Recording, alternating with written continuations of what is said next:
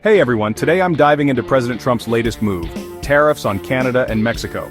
On March 4, 2025, Trump invoked the International Emergency Economic Powers Act to impose tariffs, citing an extraordinary threat to U.S. national security. So what's the deal?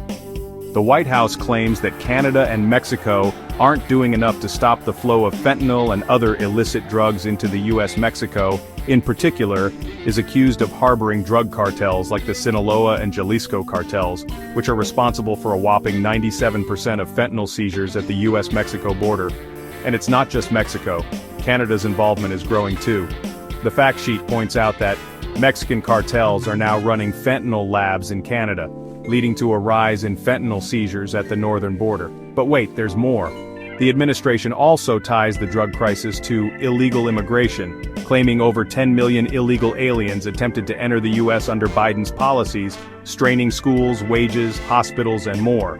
Let's talk numbers. Since 2023, the DEA has seized over 25,697 kilograms of fentanyl pills and 7,272 kilograms of fentanyl powder at the southern border, and over 659 kilograms of fentanyl pills and 650 kilograms of fentanyl powder at the northern border.